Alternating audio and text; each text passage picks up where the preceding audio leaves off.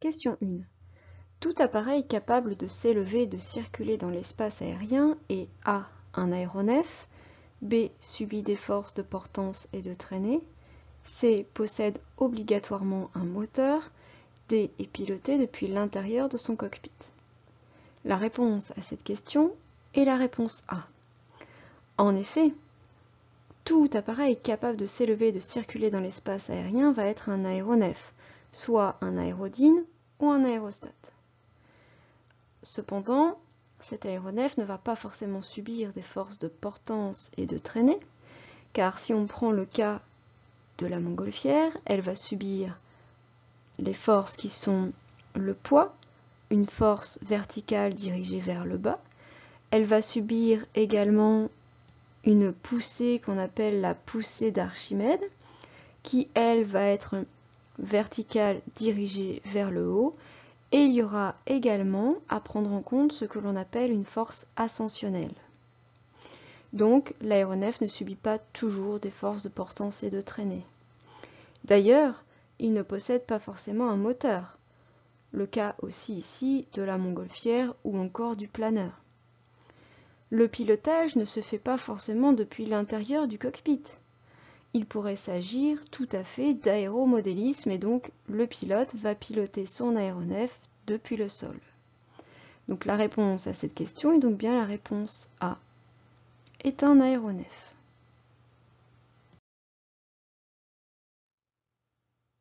Question 2. Une montgolfière A s'élève dans l'air car la masse volumique de l'air chaud est plus faible que celle de l'air froid. B perd de l'altitude lorsque la température de l'air situé dans son enveloppe augmente. C fait partie de la catégorie des aérodynes. D peut être dirigée à l'aide d'une gouverne de profondeur située sur la nacelle. La réponse à cette question va être la réponse A.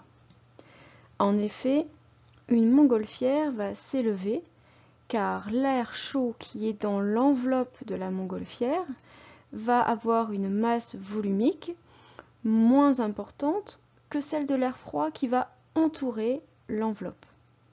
À cet effet, la montgolfière va donc se sustenter. Ce n'est pas la réponse B car si la température de l'air situé dans l'enveloppe augmente, nous revenons dans le cas précédent, à savoir que la densité de l'air au sein de la nacelle est moins importante que celle à l'extérieur et donc la montgolfière monte. La montgolfière ne fait pas partie des aérodynes mais des aérostats. De plus, la montgolfière n'est pas dirigée par une gouverne de profondeur. La réponse à cette question est donc bien la réponse A.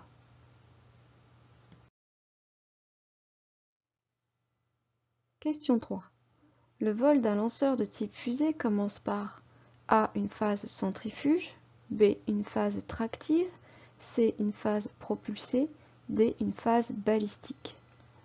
Pour répondre à cette question, regardons de plus près un document qui nous détaille toutes les phases du mouvement du lanceur de type fusée. Nous avons donc la phase dite de propulsion, donc après mise à feu du lanceur, donc cette phase de propulsion qui se suit par une phase de vol balistique. Nous avons d'ailleurs dans cette phase de vol balistique le point culminant de la trajectoire. Et puis on a deux possibilités, soit une descente balistique ou une descente ici freinée, par exemple par un parachute. Donc pour répondre à la question qui est proposée, le vol d'un lanceur de type fusée commence par une phase propulsée. Il s'agit donc de la réponse C.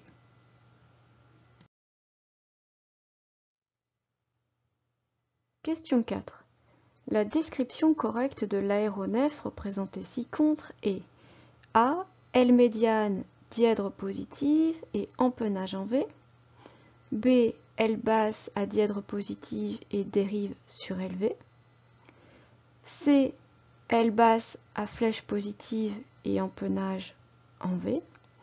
ou L médiane à dièdre positive et empennage en T. Regardons de plus près la structure de l'aéronef qui nous est présentée.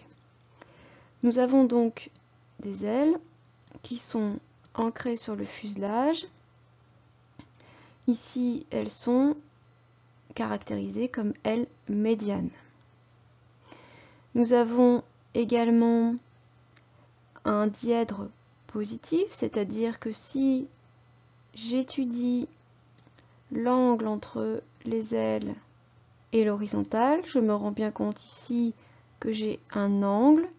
Les ailes sont plutôt vers le haut, cet angle est donc positif. Donc nous avons un dièdre positif.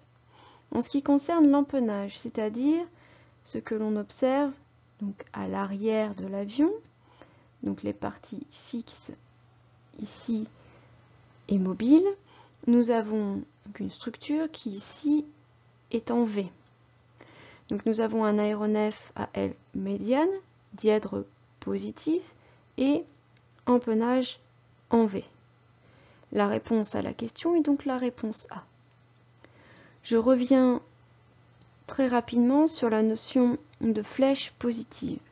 Qu'est-ce que signifie la flèche positive? Eh bien, imaginez que l'aéronef de l'avion soit ainsi et que vous avez, par exemple, vos ailes caractérisées ainsi. Votre flèche va être finalement l'angle entre cette droite et ici. Donc votre angle de flèche sera caractérisé par cet angle-là. Ce qui n'a pas de rapport avec la notion de dièdre que l'on a définie tout à l'heure. Donc la réponse à la question 4 est la réponse A. Question 5. Un train tricycle A ne peut pas être escamotable. B possède 2 trains principaux et une roulette de nez. C possède une roulette de queue et 2 trains principaux. D n'est plus utilisé sur les avions de transport modernes. La réponse à cette question est donc la réponse B. Le train tricycle possède 2 trains principaux ainsi qu'une roulette de nez. Il ressemble donc au tricycle que vous pouviez utiliser quand vous étiez enfant. Nous avons donc ici les trains principaux et la roulette de nez à l'avant de l'avion. Question 6. Le rôle d'une sonde spatiale est A. D'être habitée pour permettre à l'homme d'effectuer des expériences en apesanteur, B. D'explorer le système solaire, C. D'évoluer en orbite basse pour analyser l'atmosphère terrestre, ou D. D'être satellisé en orbite géostationnaire. Pour répondre à cette question, regardons de plus près une sonde. Donc voici la sonde Rosetta, qui a permis notamment de pouvoir réaliser des analyses de la comète Chury grâce à un petit robot Philae qu'elle a pu emporter sur cette comète. Donc le rôle de cette sonde étant d'analyser une comète, elles peuvent être aussi utilisées pour explorer le reste du système solaire. Donc a priori, la réponse à cette question est la réponse B. Essayons de regarder tout de même de plus près quelles sont les différentes propositions, à savoir être habité pour permettre à l'homme d'effectuer des expériences en apesanteur ou en microgravité. Il s'agira ici d'une station spatiale, en l'occurrence celle qui vient de s'afficher, la Station spatiale internationale, qui orbite autour de la Terre à environ 400 km d'altitude, à une vitesse de 28 000 km/h. Lorsqu'il s'agit d'évoluer en orbite basse pour analyser l'atmosphère terrestre, il s'agit de satellites, comme les communications par exemple, ou vous avez le cas des satellites géostationnaires qui, eux, vont être à une altitude un petit peu plus élevée que l'orbite basse, à savoir 36 000 km d'altitude. Et leur caractéristique, c'est finalement d'être, comme son nom l'indique, géostationnaire, c'est-à-dire que le satellite ici va toujours être au-dessus d'une zone de la Terre, et donc à savoir que pour qu'il puisse rester géostationnaire, c'est-à-dire fixe par rapport à ce point de la Terre, eh bien il va tourner selon une orbite géostationnaire. Donc la réponse à cette question était la réponse B. Question 7. En considérant la figure ci-dessous, les combinaisons correctes sont soit la A, la B, la C ou la D. Avant de répondre à la question, de donner la bonne combinaison, regardons de plus près le parapente et les définitions qui nous sont proposées. On nous propose en A le bord d'attaque, en B le bord de fuite, en C le saumon d'aile ou le D l'extrado. C'est exactement les définitions que nous avons apprises sur un avion et nous allons pouvoir les réutiliser sur le parapente. Le bord d'attaque correspond au bord qui attaque l'air, donc il va se trouver ici. Le bord de fuite va se trouver à l'inverse, ici, comme sur une aile. Le saumon d'aile qui va se trouver ici à l'extrémité, qui peut aussi s'appeler bord marginal, et l'extrado que nous allons trouver donc au-dessus, ici. Ici, si nous avions dû donner une définition, nous aurions donné l'intrado. Donc la bonne combinaison A2, B4, C3, D1, ce qui correspond à la réponse A.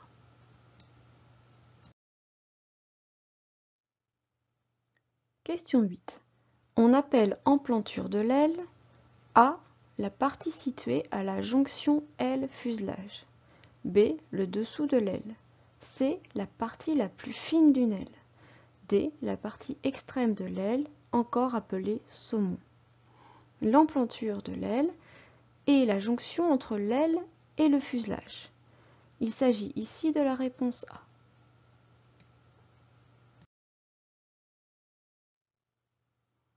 Question 9. Sur le plan ci-dessous, la combinaison correcte est soit la A, la B, la C ou la D. Pour répondre à cette question et donner la bonne combinaison, regardons de plus près les chiffres. Donc le chiffre 1 correspond à une partie mobile de l'aile. Donc on a ici celle-ci et par symétrie, on a celle-ci. Cette partie de l'aile s'appelle l'aileron. Ici en l'occurrence l'aileron gauche. Le chiffre 2 correspond au bord ici, donc l'extrémité de l'aile, qui correspond au saumon ou encore bord marginal. Nous avons le numéro 3 qui correspond ici à une autre partie mobile de l'aile que l'on va utiliser dans les phases de décollage et d'atterrissage. Il s'agit des volets de courbure. Puis le numéro 4, nous avons ici sur les empennages, l'empennage horizontal. Nous avons une partie ici qui va se mouvoir. Il s'agit de la gouverne de profondeur. En fonction des numéros et de ce que nous venons de dire, la bonne combinaison est la réponse A.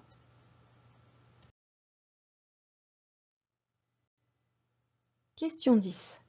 Un avion à aile en flèche est représenté par les figures A, B, C ou D. Regardons de plus près ces différentes représentations.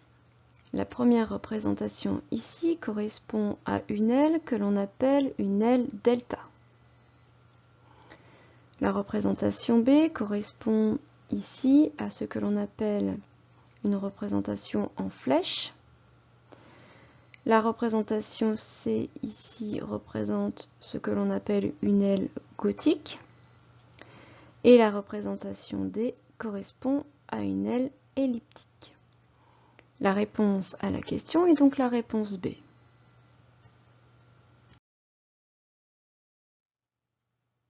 Question 11. Les lanceurs spatiaux utilisent principalement des propulseurs fonctionnant A au kérosène, B à l'oxygène et à l'hydrogène, C au méthane, D au gasoil. Les lanceurs spatiaux utilisent principalement l'oxygène et l'hydrogène. Il s'agit ici de la réponse B. Question 12. La description correcte pour l'avion représenté est A. Aile basse à dièdre positif et empennage papillon. B. Aile médiane à dièdre négatif et dérive surélevée.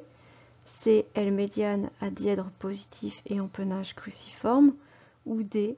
Aile basse à flèche positive et empennage en T.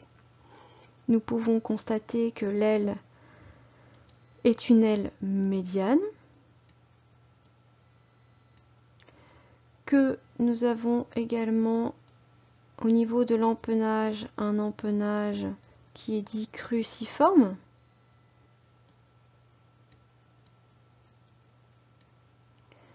Et nous avons un dièdre positif. Donc nous pouvons répondre à cette question, il s'agit de la réponse C.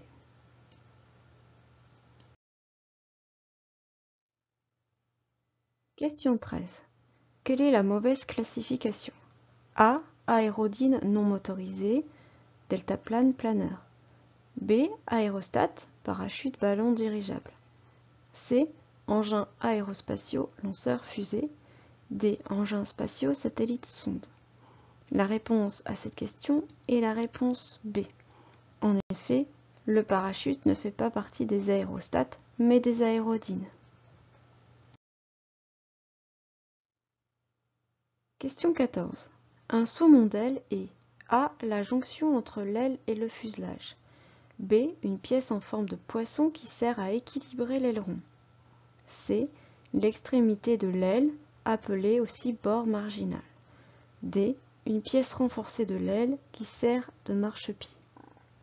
La réponse à cette question est la réponse C. Le saumon d'aile est à l'extrémité de l'aile et on peut encore l'appeler bord marginal. Question 15. Identifiez les éléments 1, 2, 3 et 4 de la structure d'avion représentée ci-dessous. Donc nous avons la réponse A, B, C ou D. Regardons de plus près les numéros. Nous avons ici le chiffre 1 qui correspond ici au cockpit. Nous avons le chiffre 2 qui correspond à toute cette partie-là qui va correspondre finalement aux ailes. Nous avons le chiffre 3 ici qui va correspondre à cette partie qui correspond a priori au fuselage. Et le chiffre 4 ici qui va correspondre donc aux empennages, donc l'empennage horizontal et vertical. A priori, en fonction de la combinaison, il s'agit de la réponse C, 1 cockpit, 2 aile, 3 fuselage, 4 empennage. Question 16.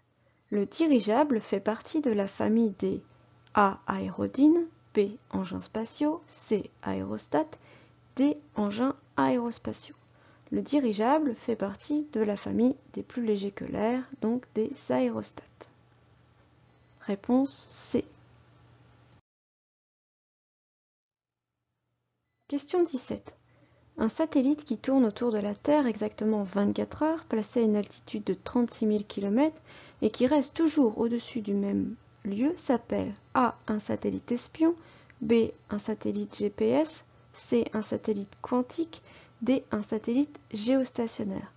Comme nous l'avons précisé dans une question précédente, un satellite géostationnaire est un satellite qui va rester au-dessus d'un même point sur la Terre. Il va donc tourner en même temps que la Terre et donc il va faire un tour en 24 heures, comme le temps de rotation de la Terre sur elle-même, un jour sidéral. Et ce satellite va être positionné à une altitude de 36 000 km.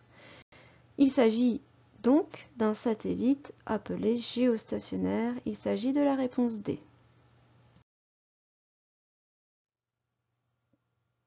Question 18.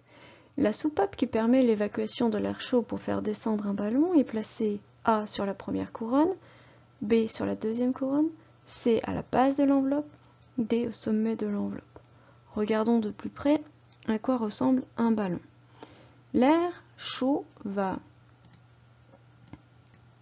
sortir à cet endroit-là, va être évacué à cet endroit-là pour pouvoir faire descendre le ballon. Il s'agit ici du sommet de l'enveloppe.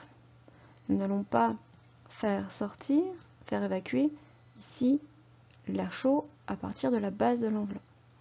La réponse à cette question est la réponse D.